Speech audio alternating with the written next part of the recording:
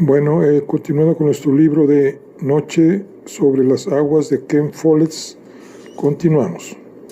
Y vamos con el capítulo número 7.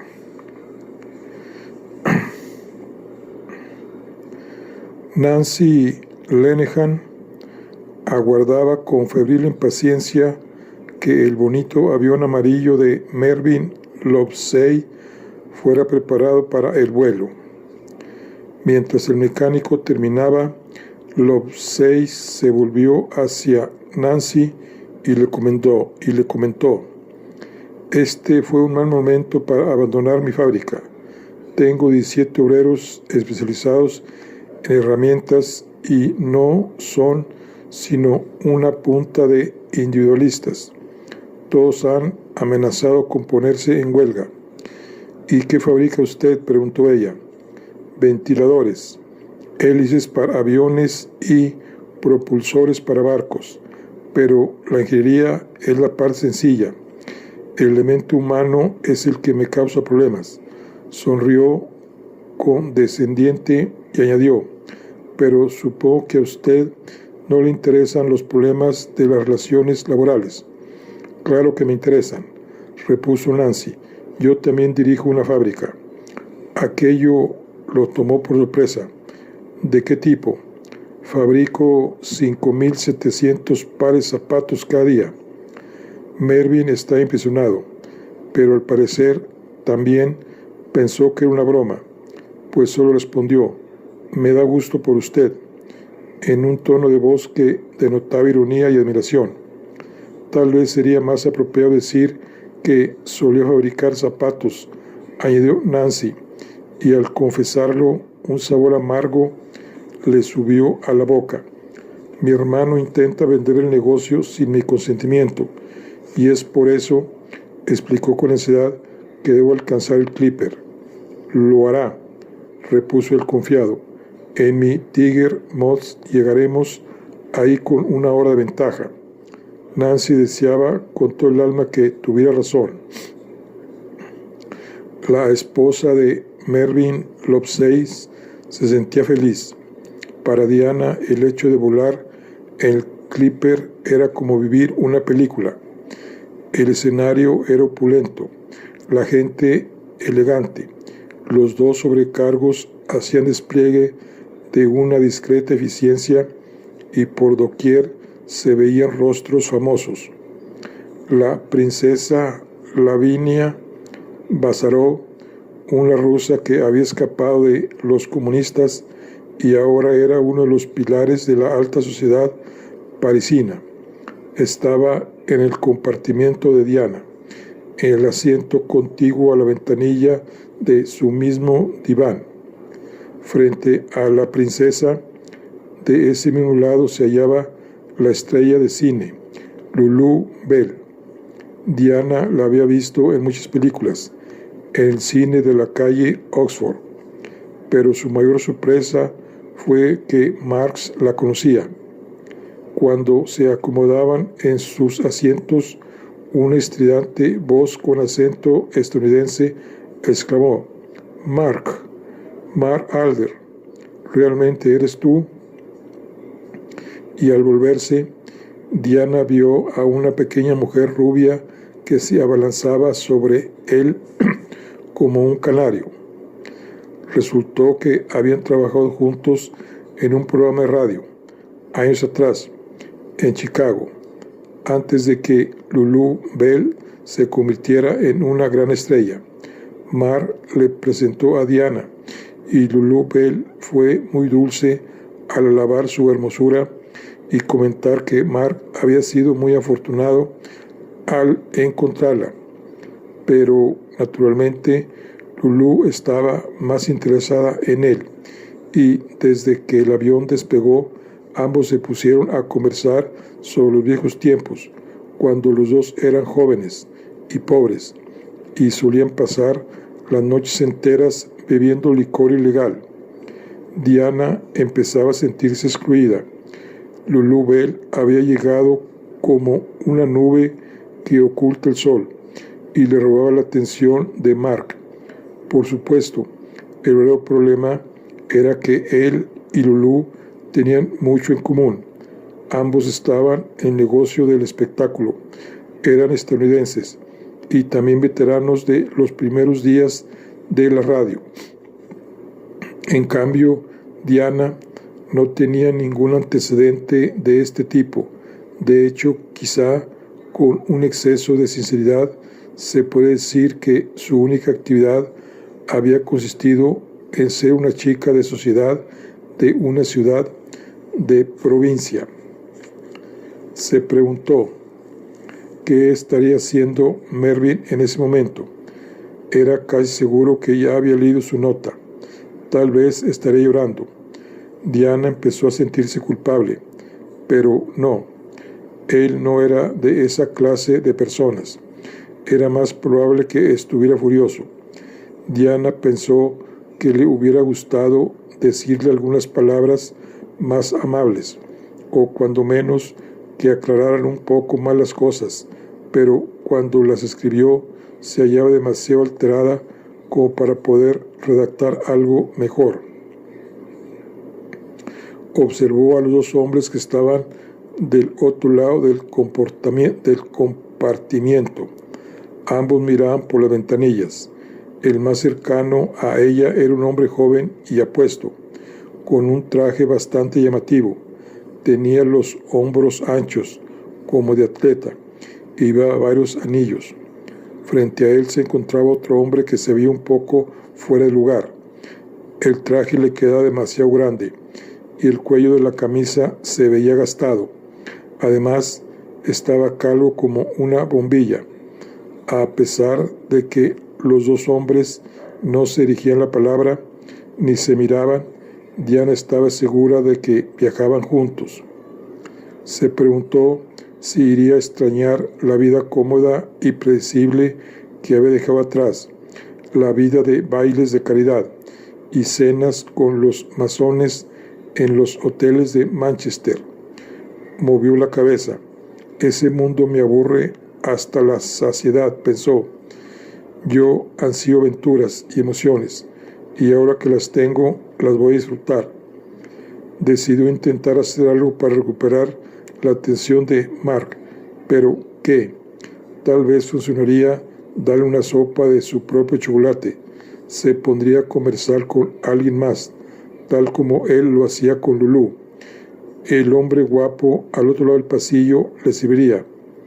Se puso de pie y caminó hasta el lado izquierdo del pasillo para mirar por la ventanilla. Sobre el hombro del joven que llevaba el traje llamativo, él le sonrió en forma amigable. «¿No es maravilloso?», comentó ella. «¿Verdad que sí?», repuso el joven y lanzó una mirada cautelosa al hombre sentado frente a él, como si esperara una reprimenda. Se diría que aquel hombre era su chaperón. «¿Ustedes dos vienen juntos?», preguntó Diana. «Se podría decir que somos socios», respondió lacónicamente el hombre calvo y le extendió la mano, al tiempo que se presentaba. «Hollis Fields». «Diana Lovesey», les echó la mano. «Frank Gordon», terció el joven. Fuera de que ambos eran estadounidenses, no había ninguna otra semejanza entre ellos. Frank Gordon iba bien vestido, llevaba un pañuelo de seda en el bolsillo del saco, olía a colonia y su cabello rizado estaba peinado con vaselina. «¿Qué lugar es este sobre el que ahora volamos? ¿Todavía es Inglaterra?», preguntó Frank. Diana se inclinó sobre el joven y miró por la ventana, lo que le permitió oler su perfume. «Creo que debe de ser Devon», respondió ella. «¿Y de dónde es usted?». «De Manchester», repuso, y se sentó a su lado. Vio de reojo a Mar y luego de constatar que él la miraba con sorpresa, volvió su atención a Frank. «Queda en el noreste». «Mi familia es de Italia», dijo Frank. Diana volvió a observar a Mark, pero se desilusionó al ver que él y Lulu reían y bromeaban como escolares. Mervyn, en esa situación, ya habría estado ansioso de romper la nariz al joven. De nuevo se volvió hacia Frank. Le resultaba difícil clasificarlo. Era obvio que tenía dinero, pero le faltaba educación. Estuvo a punto de decirle, hábleme de ti, pero al mismo tiempo sintió que no sería capaz de soportar el aburrimiento que implicaría escuchar su respuesta, de modo que se quedó callada. En ese momento, Davy, el sobrecargo que los atendía, llegó con champaña y caviar. Diana aprovechó la oportunidad para regresar a su asiento sumamente decepcionada. Durante algunos minutos escuchó a Marx y a Lulú, llena de resentimiento, pero luego se perdió en sus cavilaciones. Era absurdo que se molestara por culpa de Lulú. Mark estaba comprometido con ella, con Diana, y en ese momento solo disfrutaba de recordar los viejos tiempos. Resultaba estúpido dejar que esa rubia oxigenada de 45 años la hiciera sentirse insegura. Al asomarse por la ventanilla, vio que volaban sobre el mar. Debía de ser el mar de Irlanda. Momentos después, el avión empezó a temblar. Los pasajeros cruzaron miradas con sonrisas nerviosas, en tanto que el sobrecargo recorrió el pasillo pidiéndoles que se abrocharan los cinturones de seguridad. Diana estaba atemorizada, pero Mark y Lulú seguían su charla como si nada. Y en el instante en que Mark preguntaba ¿y qué fue de Muriel Faltifiels?, se escuchó un ruido sordo y Diana sintió que el avión iba a caer. «Mar, tengo miedo», exclamó. «Pero fue solo una bolsa de aire, querida», la tranquilizó Mar. «Parecería que nos vamos a estrellar. No pasa nada. Esto ocurre todo el tiempo». Reinició su conversación con Lulú. Diana volvió la cabeza furiosa contra Mar. Tan pronto como pudiera hablar a solas con él, le diría todo lo que pensaba. El hecho de que Marx no la consolara la hizo sentirse más asustada. Terminó su copa y ordenó más champaña, pero eso tampoco la tranquilizó. Pronto el avión descendería en Foynés y podría entonces bajar y caminar sobre tierra firme. Pero luego tendría que volver a abordar para emprender el largo vuelo a través del océano. Se imaginaba el Atlántico como un enorme vacío, frío y letal, que se extendía miles de kilómetros. Por alguna razón, aquella idea resultaba aterradora. Difícilmente logré soportar una hora más de esto, pensó. ¿Cómo tolerar toda una noche? Pero ¿qué puede hacer? Telefonaría a Mervyn. Apenas podía creer que sus grandiosos sueños fueran a derrumbarse de aquel modo, pero estaba segura de que así sería. Mark estaba siendo devorado por una mujer más vieja que ella, con el cabello teñido y demasiado maquillaje, y Diana iba a telefonear a Mervyn para decirle que estaba arrepentida, que había cometido un error y que deseaba volver a casa. «Pero no es eso lo que quiero», se dijo con pesar. «Lo que realmente deseo es ir a Estados Unidos, casarme con Mark y vivir en California. Lo amo». Eso no era sino una tonta ilusión. Ella era la señora Lopsey, casada con un hombre fiel, gruñón, y al cual le interesaban más sus negocios que su esposa, y dado que las mujeres que conocía estaban en la misma situación, eso debía ser lo normal. El avión volvió a hundirse en el vacío y luego se enderezó, pero Diana ya no estaba asustada. Sabía lo que le deparaba el destino y se sentía segura, solo que tenía ganas de llorar. Para Eddie Dickens, el ingeniero de vuelo, el Clipper era como una gigantesca burbuja de jabón, hermosa y frágil, que él debía llevar hasta el otro lado del mar, mientras los pasajeros se divertían sin darse cuenta de lo delgada que era la frontera que los separaba de la lúgubre noche. El viaje presentaba mayores riesgos de los que ellos pensaban, pues la tecnología de la nave era muy reciente y el cielo nocturno sobre el Atlántico constituía un territorio del que no existían mapas, lleno de peligros inesperados. No obstante, Eddie siempre había tenido la certeza de que la habilidad de la tripulación y la eficiencia de la ingeniería estadounidense los llevaría sanos y salvos a casa. Sin embargo, en este viaje estaba aterrorizado. Vio el nombre de Tom Luther en la lista de pasajeros. Eddie observó el abordaje de pasajeros mientras se preguntaba cuál de ellos sería el responsable del secuestro de Carol Anns. Eddie temía que el resto de la tripulación se diera cuenta del estado en que se encontraba, pero por fortuna todos estaban concentrados en sus respectivas tareas y la tripulación no viajaba tan apiñada como ocurría en la mayoría de los aviones. La cabina de vuelo del Boeing 314 era muy grande. La espaciosa carlinga era solo una parte de ella. El capitán Baker y el copiloto Johnny Dodd iban en unos asientos elevados, uno junto al otro, frente a los tableros de control, y había un espacio entre ellos que daba a una escotilla, por la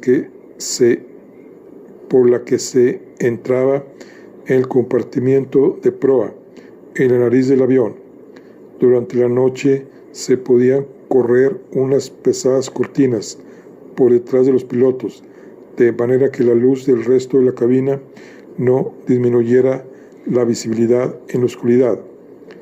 Esa sola sección era más grande que la mayoría de las cabinas de vuelo, pero el resto de la cabina del Clipper era aún más amplia. La mayor parte del lado de babor, es decir, a la izquierda, viendo hacia el frente, estaba ocupada por la mesa de cartas marinas. Esta mesa medía aproximadamente unos 2 metros de largo y frente a ella se encontraba en ese momento Jacques Axford, el navegante, quien, inclinado sobre los mapas, estudiaba con cuidado la ruta de vuelo. En la popa se hallaba la mesa de conferencias, donde el capitán solía sentarse cuando no piloteaba el avión. A estribor, es decir, a mano derecha, inmediatamente detrás del asiento del copiloto, había una escalera que conducía al compartimiento de pasajeros. Luego estaba el puesto del operador de radio, en el que Ben Thompson se sentaba mirando hacia el frente. Detrás de este se hallaba el sitio de Eddie, orientado hacia los costados, quien tenía junto a él una pared cubierta de cuadrantes y un grupo de palancas. A espaldas de la cabina de vuelo, una puerta conducía al compartimiento de carga. El área total de la cabina medía 7 metros de largo por 3 de ancho, con altura suficiente para poder estar de pie en cualquier parte de ella. Alfombrada, a prueba de ruido, y decorada con tapiz verde claro y asientos de piel en color café, era la cabina de vuelo más increíblemente lujosa que se hubiera construido. Desesperado por saber el motivo que lo obligaba a vivir esa pesadilla, Eddie quiso dar al desconocido señor Luther la oportunidad de darse a conocer antes de lo previsto, de manera que a mitad de camino hacia Foynés recorrió lentamente la sección de pasajeros, mientras Nicky y Davy servían cócteles y bocadillos. En el salón principal ya se había iniciado un juego de cartas. Eddie miró a los ojos a varios pasajeros en espera de que alguno de ellos se identificara como Tom Luther, pero ninguno le habló. Regresó a su puesto en la cabina de vuelo. Se preparaba para descender. El operador de radio Ben Thompson anunció las condiciones climáticas en Foynes. Viento del oeste, 22 nudos, mar picado. Un momento después, el tablero de Eddie se apagó la pequeña bombilla que se hallaba arriba de las palabras en vuelo y se encendió lo que correspondía a descenso. Revisó los cuadrantes e informó: motores listos para bajar. El ruido producido por los motores cambió de tono y el avión comenzó a perder altura. La tripulación inició la rutina de descenso. Eddie deseaba poder decir a los otros lo que le ocurría. Se sentía desesperadamente solo. Aquellos hombres eran sus amigos y colegas. Hubiera querido exponerles el dilema en el que se hallaba y pedirles consejo, pero era demasiado arriesgado. Se levantó un momento para mirar por la ventanilla. Alcanzó a ver un pequeño poblado que supuso era Limerick, en las afueras del pueblo, en la ribera norte del estuario de Shannon. Se construía un gran aeropuerto para hidroaviones y aviones terrestres, pero hasta que este no estuviera terminado, los hidroaviones tendrían que descender en la ribera sur del estuario, en las afueras del pueblo de Foynes. El avión perdía altura de manera regular. Eddie vigilaba los cuadrantes y hacía algunos ajustes ocasionales. Una de sus funciones más importantes era sincronizar la velocidad de los motores, tarea que requería de más atención cuando el piloto hacía cambios frecuentes de aceleración. Se escuchó un leve golpeteo cuando la parte más baja del casco empezó a chocar contra las crestas de las olas. Eso duró solo 1 o 2 segundos. Luego la enorme nave descendió otros cuantos centímetros y rasgó la superficie del agua. El piloto desaceleró y la nave de inmediato se frenó. El avión se había convertido de nuevo en barco. A diferencia de Southampton, Foynes no contaba con un muelle para hidroaviones, de modo que el Clipper anclaría en el estuario y los pasajeros tomarían una lancha para llegar a tierra. Atracar era responsabilidad de Eddie. Se dirigió hacia el frente y, arrodillado sobre los asientos de los pilotos, abrió la escotilla que llevaba el compartimiento de proa. Bajó por la escalera hasta un espacio vacío. Caminó por el interior de la nariz del avión. Abrió otra escotilla y sacó la cabeza. El aire se sentía fresco y salado, y Eddie aspiró profundamente. Apareció una lancha. Uno de los hombres que iba en ella sostenía una cuerda a la que estaba atada una boya. La lanzó con fuerza al agua. En la nariz del avión había un cabrestante plegable que Eddie levantó y aseguró en su posición. Luego tomó del interior un gancho para botes y con él recogió la soga que flotaba en el agua. Amarró firmemente la cuerda al cabrestante y de esta manera la aeronave quedó anclada. Inmediatamente después, otra lancha se dirigió a recoger a los pasajeros y la tripulación. Luego de cerrar la escotilla y regresar a la cabina de vuelo, Eddie se sentó en su puesto y apagó los motores. Cuando todo estuvo listo, se puso el saco negro del uniforme y la gorra blanca. Bajó las escaleras, cruzó el compartimiento de pasajeros número 2, entró en el salón y llegó al ala de mar. Desde ahí abordó la lancha. El suplente de Eddie, Mickey Fins, debía permanecer en el Clipper para supervisar que el combustible fuera cargado. La lancha llegó sin problemas a la orilla y atracó en un pontón flotante, unido al muelle por una pasarela. La tripulación ayudó a los pasajeros a desembarcar y después los siguió por la pasarela. Se les indicó que debían dirigirse hacia la cabaña donde se encontraba la aduana. Los trámites fueron rápidos, lo que permitió a los pasajeros dar un pequeño paseo por el poblado. Al otro lado del camino, frente a la bahía, se encontraba una posada que era administrada casi en su totalidad por personal de la aerolínea, y la tripulación se dirigió hacia ella.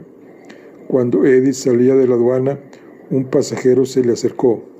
¿Eres el ingeniero? Eddie se puso tenso. Aquel hombre, robusto y fuerte, tenía alrededor de 35 años. Llevaba un traje gris claro, una corbata con alfiler y un sombrero gris de fieltro. Sí, soy Eddie Deakins, respondió. Mi nombre es Tom Luther. Súbitamente la rabia de Eddie se disparó. Tomó a Luther por las solapas y lo azotó contra la pared de la cabaña de la aduana. ¿Qué le han hecho a Carl Hans?, preguntó furioso. Aquello tomó a Luther totalmente por sorpresa, pues él esperaba una víctima asustada y dócil. Eddie lo sacudió hasta que le castañaron los dientes. Maldito bastardo, ¿dónde está mi esposa? Luther se recuperó con rapidez de la sorpresa. Se liberó de Eddie con un movimiento poderoso y ágil y le lanzó un puñetazo, pero Eddie esquivó el golpe y le devolvió dos más en el estómago que hicieron a Luther soltar el aire y doblarse. Entonces Eddie le puso las manos en el cuello y empezó a apretar. Luther lo miraba con terror. Después de un momento, Eddie se dio cuenta de que iba a matar a aquel hombre. Aflojó las manos y luego lo soltó por completo. Luther se derrumbó contra la pared, desesperado por respirar, y se llevó la mano al lastimado cuello. Eddie miró a su alrededor. Nadie había visto el forcejeo. Luther se enderezó con dificultad. «Imbécil», exclamó. «Si echas a perder esto, los dos moriremos y tu esposa también. ¿No te das cuenta de que me necesitas?» Eddie entendía eso perfectamente, pero había perdido la razón. Por un instante. «¿Qué es lo que quieren de mí?» Luther metió la mano en el interior de la chaqueta de su traje, sacó una tarjeta postal y se la entregó. Eddie la miró. Era una fotografía de Bangor, en Maine. «Dale vuelta», ordenó Luther. En el otro lado estaba escrito 44.70N67.00O. ¿Qué significan estos números? ¿Son coordenadas de un mapa?, preguntó. «Sí, ahí es donde debes hacer que baje el avión». «¿Que baje el avión?», repitió Eddie como un tonto. «¿Es eso lo que quieren que haga? ¿Solo eso?» «Sí, haz que descienda exactamente ahí». «¿Pero por qué?» «Porque quieres volver a ver a tu linda mujercita». «¿Dónde es esto?» «Cerca de la costa de Maine». La gente con frecuencia pensaba que un hidroavión podía amarizar en cualquier parte, pero lo cierto es que requería de aguas muy tranquilas. Si el avión descendiera en un océano agitado, se estrellaría. No es posible acuatizar un hidroavión en mar abierto, dijo Eddie con determinación. Lo sabemos, pero este es un sitio protegido. Ahí podrás hacerlo. Me aseguré de ello. Lo dijo con tanta seguridad que Eddie dedujo que realmente Luther lo había verificado, pero existían otros obstáculos. ¿Y cómo se supone que voy a hacer bajar el avión? Yo no soy el capitán, pero eres el ingeniero de vuelo. Puedes provocar que algo se descomponga. ¿Quieres que estrelle el avión? No, solo queremos que hagas algo para que el capitán se vea obligado a efectuar un descenso de emergencia. Tocó la postal con un dedo bien manicurado. Exactamente aquí. No cabe duda de que el ingeniero podía originar un problema que obligaría a hacer descender el avión, pero una emergencia no era fácil de controlar. No es tan sencillo. Sé que no es fácil, Eddie, pero puede hacerse. Lo verifiqué. ¿Con quién lo había verificado? ¿Quién era este hombre? Y bueno, ¿quién demonios eres? No hagas preguntas. En un principio había sido Eddie quien amenazaba a aquel hombre, pero luego los papeles se invirtieron y ahora era él quien se sentía intimidado.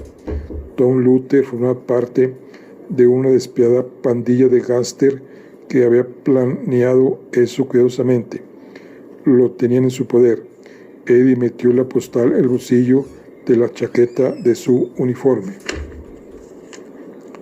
«¿Entonces lo harás?», preguntó Luther con ansiedad. Eddie le lanzó una mirada fría. Clavó sus ojos en los de Luther por un largo momento y luego se alejó sin decir palabra. Intentaba parecer rudo, pero en realidad se sentía derrotado. ¿Por qué hacían aquello? El hecho de que fueran tan precisos respecto al sitio en el que querían que acuatizara el Clipper era una pista. Le indicaba que ahí podría haber un bote esperando. ¿Pero para qué? Cuando menos ahora ya sabía por qué lo habían escogido a él. Si lo que querían era hacer bajar el Clipper, el ingeniero resultaba la persona idónea, pues él por sí solo podía tener los motores. Ayudar a esos gángsters era algo que a Eddie le parecía repugnante, pero tenían a Carol Ann en su poder, y cualquier cosa que intentara para frustrar el plan de Luther podría provocar que la lastimaran. Era imposible combatirlos o engañarlos. Lo único que le quedaba era tratar de hacer lo que querían. Enfermo de impotencia, abandonó la bahía y cruzó el único camino que llevaba al pueblo de Foynés. La terminal aérea antes había sido una posada, pero desde que el pueblo se convirtiera en un importante aeropuerto para hidroaviones, Pan American había ocupado casi la totalidad del edificio. No obstante, todavía existía un bar llamado la Taberna de la Señora Walsh, en un pequeño salón, con puerta directa a la calle. Eddie subió al cuarto de operaciones donde el capitán Marvin Baker y el primer oficial Johnny Todd celebraban una junta con el jefe de estación de Pan American. Ahí, entre tazas de café, ceniceros y un montón de mensajes de radio e informes meteorológicos, tomarían la decisión final sobre si el largo vuelo transatlántico continuaría. El factor más importante era la fuerza del viento. Viajar en dirección oeste significaba una lucha constante contra las corrientes de aire.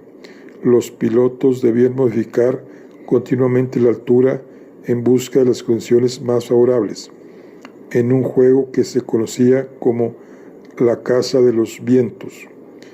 Los más suaves por lo general se encontraban a menor altura, pero por debajo de cierto punto el avión corría el riesgo de estrellarse contra un barco o, peor aún, podría chocar contra un iceberg. Por otra parte, los vientos más fuertes hacían que la nave tuviera un mayor consumo de combustible, y a menudo el informe indicaba que estos eran tan intensos que el Clipper simplemente no podía llevar el combustible necesario para atravesar la distancia que lo separaba de Terranova, cerca de 3.000 kilómetros. En tal caso, el vuelo debía ser pospuesto hasta que las condiciones mejoraran. Si eso ocurría ahora, ¿qué sería de Carol Ann? Eddie miró los informes climatológicos.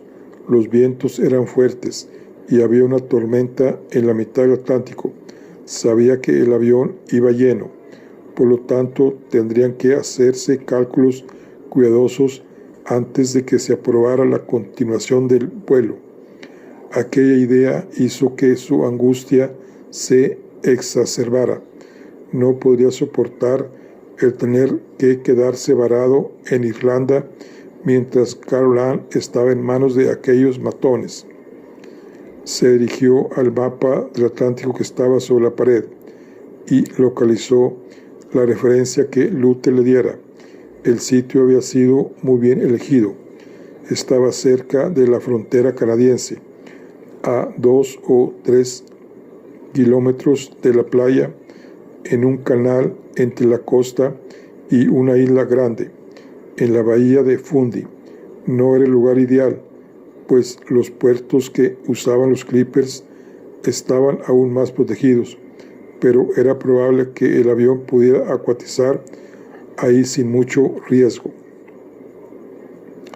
Jack Ashford, el navegante, un hombre de barba azulada, cabello oscuro y facciones angulosas, apareció con otros informes meteorológicos. Luego de examinarlos, el capitán Baker comentó: «Esta tormenta empeora por momentos. Voy a rodearla». Juntos, Baker y Johnny Dodds definieron un plan de vuelo a Boatwood, en Terranova, para rodear la tormenta y evitar lo peor de los vientos frontales. Cuando terminaron, Eddie se sentó, examinó los informes meteorológicos y empezó a hacer cálculos. Debía determinar los requerimientos de combustible para cada tramo del viaje.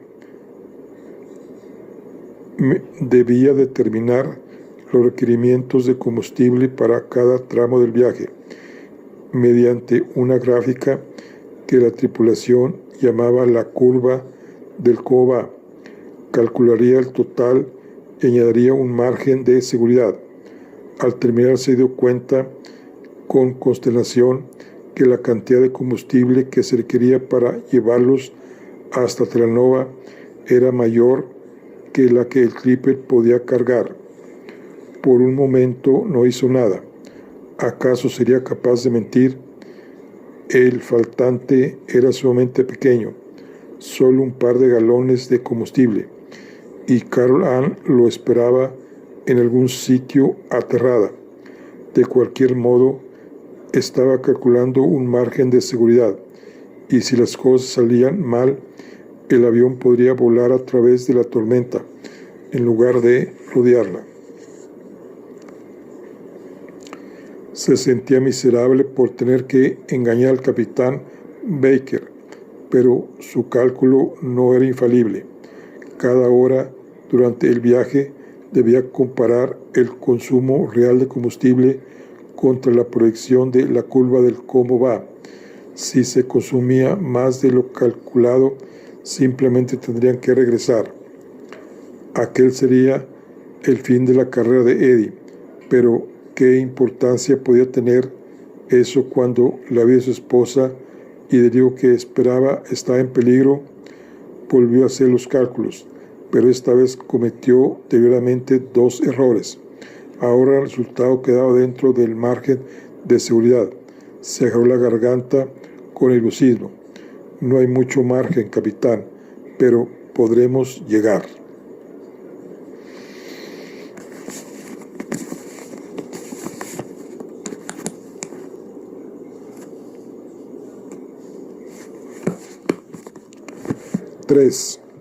De Foynés a la mitad del Atlántico. Capítulo 8. Al bajar en el muelle de Foynés, Diana Lovelace se sintió inmensamente agradecida de pisar tierra firme. Rodeó la cintura de Mark con el brazo. Se sentía triste, pero a la vez tranquila. Había tomado una decisión. No iba a volver a subir al Clipper, no volaría a Estados Unidos y tampoco se casaría con Mark Alder.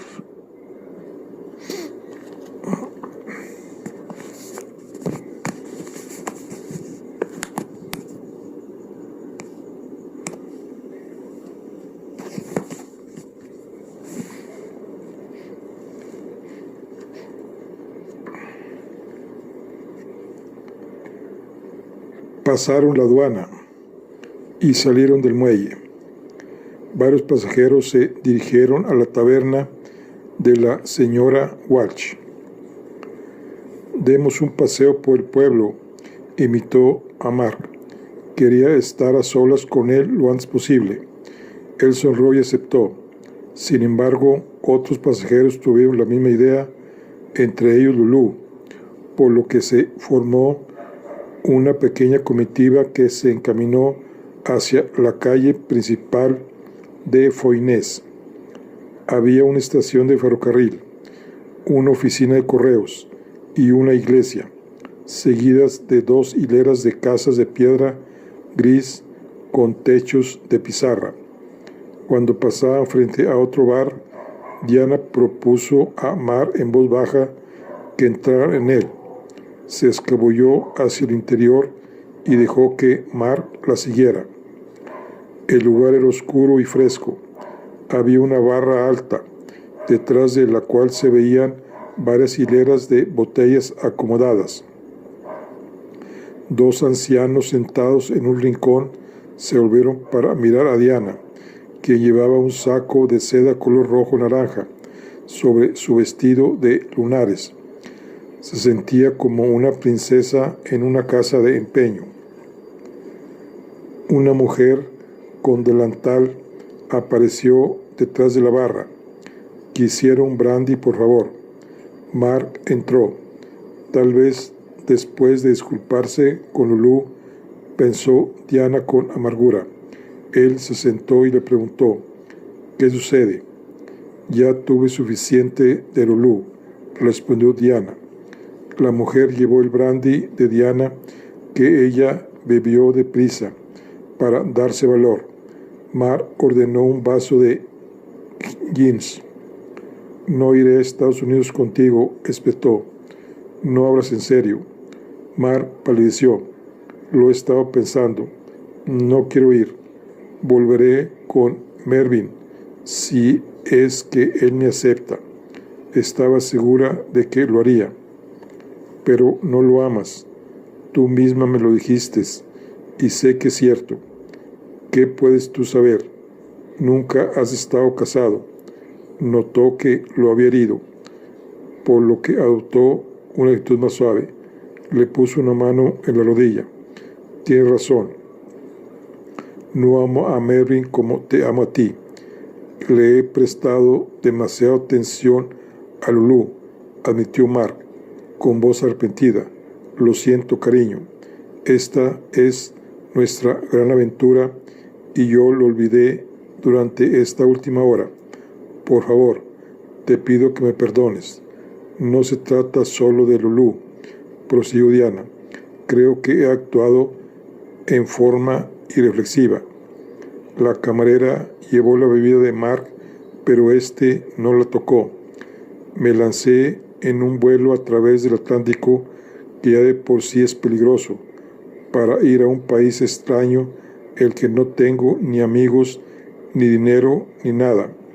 Ay, amor, ahora me doy cuenta de lo que he hecho». Mark parecía alterado. «Te abandoné precisamente en el momento en que te sentías más vulnerable. Prometo que no volveré a hacerlo». Tomó las manos de ella entre las suyas, pero Diana estaba demasiado triste para retirarlas. «Quiero que vengas conmigo y que seas mi esposa. Quiero que tengamos muchos hijos», insistió persuasivo. La flecha dio en el blanco.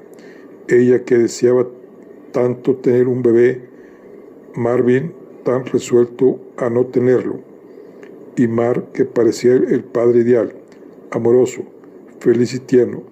Por un instante se sintió confundida, pero el momento de debilidad pasó. «No tiene caso, Mark», repuso con melancolía. «Ya lo decidí y voy a regresar».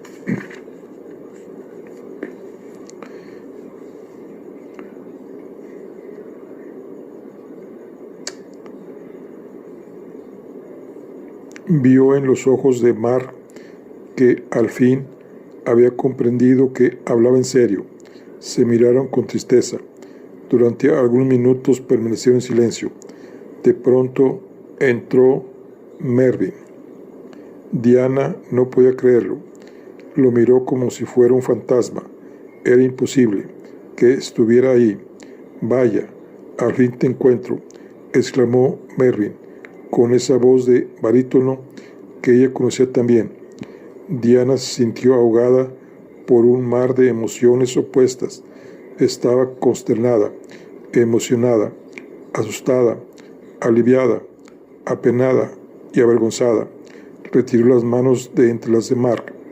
Mervyn se aproximó hasta la mesa y se quedó de pie sin quitar la vista de encima.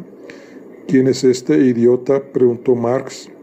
Mervyn, respondió Diana con voz débil. Caramba. Mervyn, ¿cómo llegaste hasta aquí?, le preguntó ella. En avión, repuso, con su acostumbrado estilo lacónico. Se sentó frente a ellos. Diana sintió que se reboruzaba. Nunca había estado en una situación semejante. Mervyn, comenzó. Yo no quería herirte. Te creo, repuso él, con tono ecuánime. ¿Lo dices en serio? ¿Puedes entender lo que sucedió? Puedo entender lo que es obvio, aunque sea un tonto, respondió sarcástico. Es capaz con un tipo con el que te has encaprichado. Miró a Mark y se inclinó hacia él en actitud agresiva. Estrudense, supongo, un fulano sin carácter que te permitirá hacer lo que te venga en gana. Mark guardó silencio, pero clavó su mirada en la de Mervyn. Mark no era de los que buscaban pleitos y no parecía ofendido, solo intrigado. Diana tenía los ojos inundados de lágrimas. Sacó un pañuelo y se limpió la nariz. Sé que actué en forma imprudente, aceptó. Imprudente, repitió Mervyn en tono de burla por lo inadecuado de la palabra. Actúas como una perfecta imbécil. La camarera seguía la conversación sin disimular su interés. Diana hizo una mueca de dolor. Sus burlas siempre le herían en lo más hondo, pero en esta ocasión se lo merecía. Mervyn hizo una seña a la camarera. ¿Podría servirme unos sándwiches de jamón, cariño? Con gusto, respondió solícita. A las camareras siempre les agradaba Mervyn. Lo que pasa es que me he sentido tan desdichada últimamente, explicó Diana. Solo buscaba un poco de felicidad. ¿Buscabas un poco de felicidad en Estados Unidos, donde no tienes ni amigos, ni parientes, ni un hogar? ¿En dónde ha quedado tu sentido común? Diana le estaba agradecida por haber ido a buscarla, pero hubiera deseado que fuera más amable. Sintió la mano de Mark sobre su hombro. No le hagas caso, intervino él con suavidad. ¿Por qué no habré de ser feliz? No hay nada malo en eso.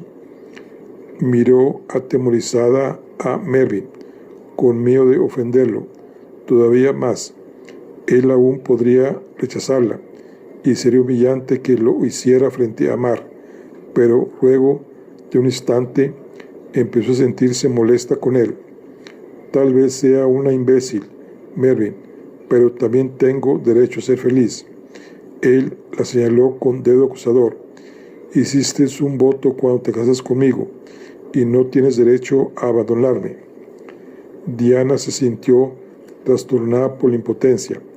Mervyn era tan tremendamente inflexible que aquello resultaba como tratar de explicarle algo a un pedazo de piedra.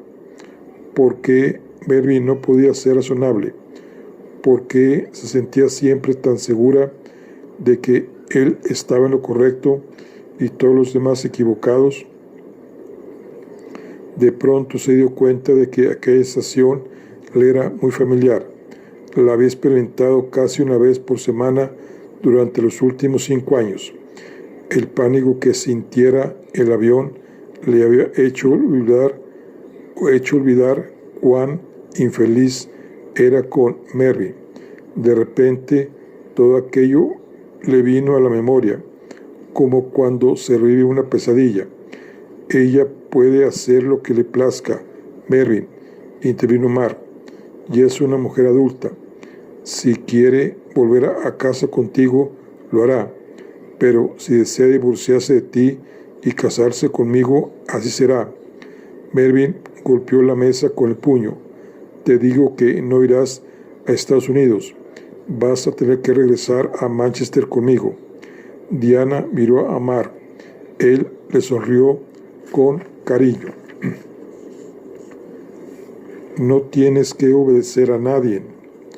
Haz lo que tú quieras. Con aquella errada forma de actuar, Mervyn había hecho que Diana recobrara el sentido de la proporción. Ahora veía sus temores respecto a ir a vivir a Estados Unidos como algo sin importancia, en comparación con la pregunta esencial que debía responder: ¿con quién deseaba vivir? Amaba a Mark y él a ella. Todo lo demás resultaba irrelevante. Una inmensa sensación de alivio la invadió cuando al fin pudo tomar una decisión y anunciarla a los dos hombres que la amaban. Dio un profundo suspiro. Lo siento, Mervyn. Me voy con Mark.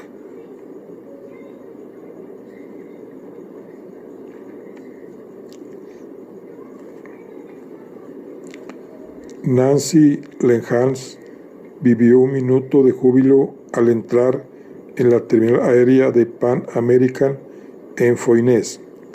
Aun cuando todo parecía estar en su contra, había logrado alcanzar a su hermano y frustrar cuando menos parte del plan.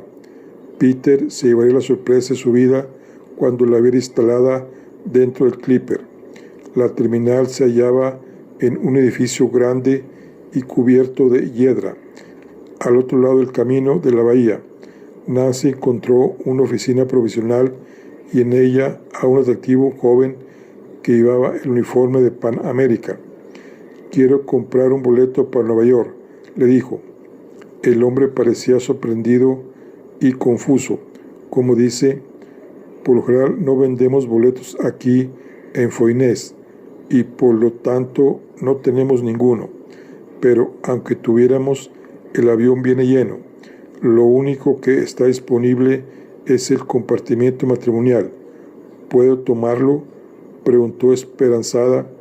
Pues verá, ni siquiera sabría cuánto cobrarle, pero puede averiguarlo, ¿no?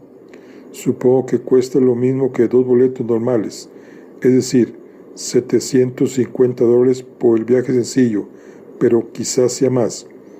Nancy habría estado dispuesta a pagar $7,000 si ese hubiera sido el costo. Le daré un cheque en blanco, le propuso. Caramba, veo que realmente tiene mucho interés en tomar ese avión, ¿no es así? Mañana debo de estar en Nueva York. Es muy importante. Nos dará mucho gusto poder llevarla, respondió él. Gracias a Dios.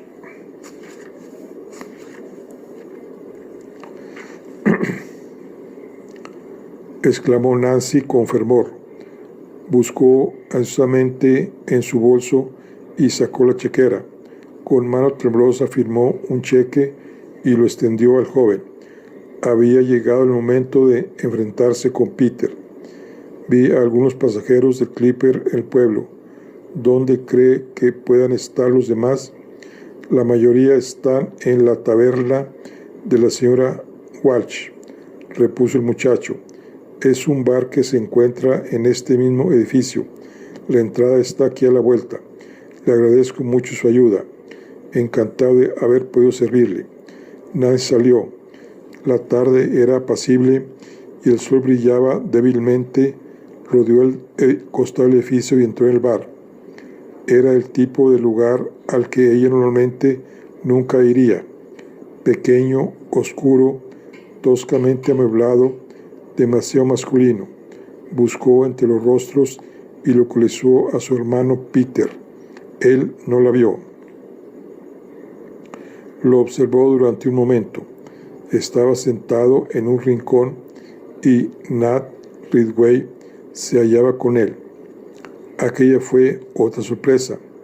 Nancy sabía que Nat había ido a París a ver las colecciones, pero nunca se imaginó que regresaría junto con Peter. Se abrió paso entre la multitud y cercó a la mesa. Peter palideció al verla. De un salto se puso de pie. «Dios mío», exclamó. Parecía aterrado. «¿Cómo pudiste hacerme esto, Peter?», reclamó Nancy. «Después de todo lo que he hecho por ti, durante todos estos años yo te protegí y permití que siguieras como presidente de la compañía, a pesar de saber que eres incapaz de administrar siquiera el bazar de una iglesia. Y después de todo eso, tú tratas ahora de robarme el negocio. ¿Cómo has sido capaz?». El rostro de Peter se encendió. «No es cierto que me hayas protegido. Solo veías por ti», protestó. «Siempre quisiste ser la jefa, pero como no fuiste tú, sino yo quien obtuve el puesto, desde entonces te has propuesto hallar la forma de quitármelo. Por eso elaboré mi propio plan». «Que no funcionó», exclamó Nancy triunfante. «Acabo de comprar un boleto para este avión y llegaré a tiempo para la junta de la mesa directiva». Se dirigió a Nat Ridgway por primera vez. «Me temo que aún no podrás tomar el control de Black Box, Nat». «No estés tan segura», intervino Peter. Nancy lo miró.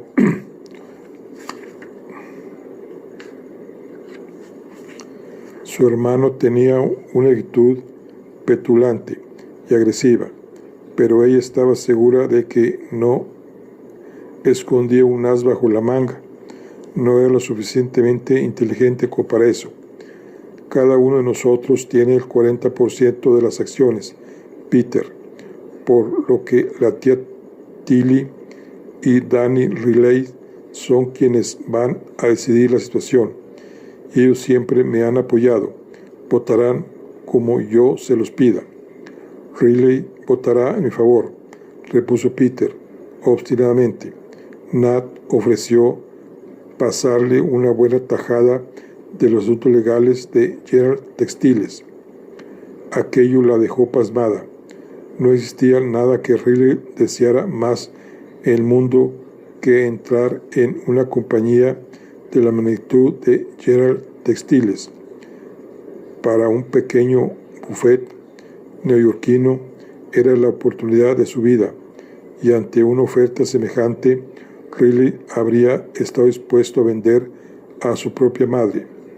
Las acciones de Peter más la de Riley sumaban el 50%, lo mismo que las de Nancy y las de la tía Tilly, y en igualdad de votos sería el presidente quien decidiera el asunto, es decir, Peter. «Peter, escúchame», dijo a su hermano. «¿No te das cuenta de que podrías vender al doble tus acciones si me permites llevar a cabo mi plan durante un par de años?» «No lo entiendes, ¿verdad?», respondió Peter. «No comprendes por qué voy a fusionar la compañía, porque lo hago». «De acuerdo, no entiendo. ¿Por qué?». Peter la miró y ella pudo leer la respuesta en sus ojos. La odiaba. Nancy se rehusaba a creerlo, pero la expresión de malevolencia en su rostro no podía tener otro significado. Siempre había existido cierta tensión entre ellos, esa natural rivalidad entre hermanos, pero aquello era horrible, increíble, patológico. Necesitaba pensar. Se levantó y salió sin decir palabra. Tan pronto como llegó a la calle, se sintió un poco mejor. Una brisa soplaba desde el estuario. Atravesó la vereda y caminó por los muelles escuchando a las gaviotas. ¿Qué podría hacer cuando llegara a casa? Nunca lograría convencer a Peter de que renunciara a su plan. Detrás de aquel compartimiento había demasiados años de furia contenida. Cuando estaba ensimismada en los pensamientos, escuchó que la llamaban por su nombre. Al volverse, vio a un empleado de Pan American que le hacía señas con la mano.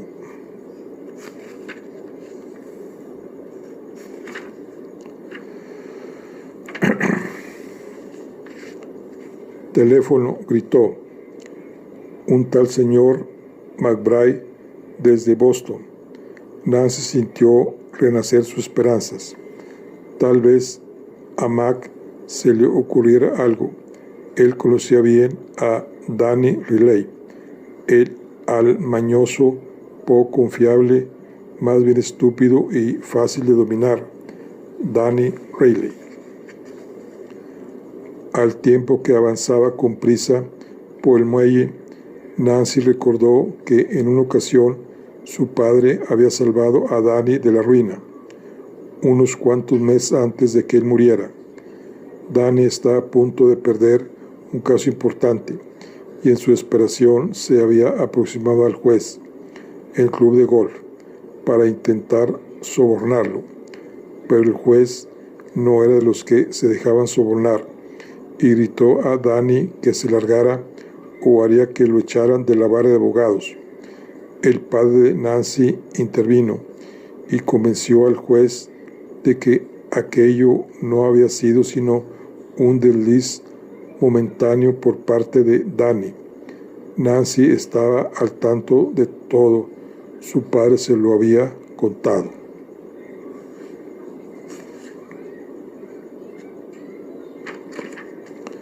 Al entrar en el edificio, el joven le señaló el teléfono. Fue un alivio para ella escuchar la voz familiar de Mac. Así que lograste alcanzar el clipper, exclamó con regocijo. ¡Qué mujer! Llegaré a la reunión de la mesa directiva, pero la mala noticia es que Peter dice tener seguro el voto de Danny. General Textiles le dará una tajada de los asuntos de la compañía. ¿Estás segura de que eso es verdad? La voz de Mac mostró desaliento. Sí, Nat Ridgway está aquí con él. Dime, Mac, ¿es legal que le ofrezcan eso? Seguramente no, pero sería difícil tratar de probarlo. Entonces estoy en problemas, viejo amigo. A menos que... ¿Recuerdas cuando papá sacó a Danny de un apuro? Trataba de sobornar a un juez. Fue durante el caso Jersey Rubers. Claro que sí. ¿Crees que si podríamos usar ese asunto para amenazarlo de alguna manera? ¿Tenemos alguna prueba? No, a menos que haya algo entre los papeles viejos de papá, en el sótano de la casa de Nancy. Había varias cajas de cartón con archivos personales de su padre. Nunca los he revisado, pero podríamos fingir, explicó pensativa. No te entiendo. Solo pensaba en voz alta. Supongo que la asociación de la barra de abogados decidiera iniciar una investigación en torno del caso. Jersey Rubert y se enteraran de que existen pruebas definitivas entre los documentos de papá. Te pedirán que les permitieras revisarlos y yo puedo decidir si se los permito o no. Es una simple investigación de la barra, sí. Dentro de la mente de Nancy comenzaba a formarse un plan. Escucha, quiero que llames a Danny, explicó con urgencia, y le preguntes lo siguiente. Si la barra de abogados abriera una investigación relativa al caso Jersey Rubert, ¿estarías de acuerdo en que se les entregara los papeles del padre de Nancy? Mac estaba intrigado. ¿Crees que diría que no? Creo que le daría pánico. Mac no sabe lo que hay ahí. Notas, diarios, cartas, puede haber cualquier cosa. Me pedirá que lo proteja y yo lo haré a condición de que vote en contra de la fusión con General Textiles. Espera un minuto. No cantes victoria. ¿Acaso no sospechará Danny que hemos inventado todo esto para presionarlo? Por supuesto, respondió Nancy, pero no puede tener la certeza y por ahora es la única oportunidad que tenemos. ¿Quieres intentarlo? De acuerdo. Nancy se sentía mucho mejor, llena de esperanza y con ánimos para luchar y ganar. Llame a nuestro siguiente punto de parada, le pidió. Boatwood, en Terranova. Debemos llegar ahí en 17 horas. Reserva la llamada por anticipado. Muy bien. Disfruta del vuelo. Adiós, Mac. Colgó el auricular. Está muy animada. No podía asegurar que Danny se tragaría el anzuelo, pero el solo hecho de tener un plan la alentaba. Eran las 4:20, hora de abordar el avión. Salió del cuarto y pasó frente a una oficina en la que Mervyn Lovenseis hablaba por otro teléfono. En el momento en que ella pasaba, él le hizo una seña para que se detuviera. A través de la ventana, Nancy vio a los pasajeros del lado del muelle, que empezaban a abordar la lancha, pero lo esperó. Estoy demasiado ocupado ahora para discutir con los obreros. Él seguía hablando por teléfono. Dales lo que piden y prosigan con el trabajo. Ella se sorprendió. Daba la impresión de que él estaba cediendo, lo cual no parecía ir con su personalidad. Después de un momento, Mervyn respondió, sí, hablo en serio, adiós. Después de esto colgó. Te he estado buscando, se dirigió a Nancy. ¿Tuviste éxito?, le preguntó ella. ¿Convenciste a tu esposa de que regresara? No, pero creo que no usé las palabras adecuadas. Es una lástima. ¿Quién es? Se encuentra entre aquel grupo de pasajeros. Es la del saco rojo, respondió al tiempo que se asomaba por la ventana. Nancy vio a una rubia de cerca de 30 años. Mervyn, es hermosa, exclamó con sorpresa. Por algún motivo se había imaginado a la esposa de Mervyn con un aspecto más duro. Betty Davis y no Lana Turner. Ahora entiendo por qué no quieres perderla. No me he dado por vencido, replicó él. Quiero ir a Nueva York, pero eso depende de ti. El avión va lleno. Así es. Entonces, ¿cómo piensas ir? ¿Y por qué dices que depende de mí? Tú tienes el único asiento disponible. Tomaste el compartimiento matrimonial y en él hay 2 lugares. Quisiera que me vendas el lugar que queda. Nancy soltó una carcajada. Mervyn, no puedo viajar en el compartimiento matrimonial con un hombre. Soy una viuda respetable, no una corista. Me debes un favor, insistió él. Sí, te debo un favor, pero no mi reputación. El atractivo rostro del hombre adquirió de pronto una expresión obstinada. Escúchame, ya me informé sobre el compartimiento matrimonial. Tiene 2 literas separadas.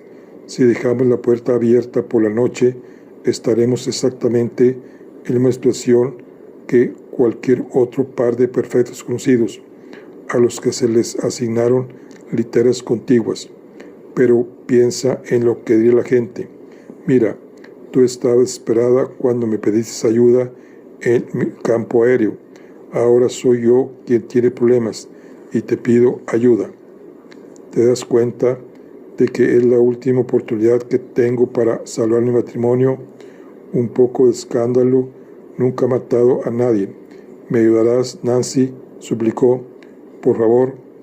Nancy reflexionó respecto a ese poco de escándalo. ¿Acaso realmente importaba que una viuda fuera ligeramente indiscreta a sus 40 años?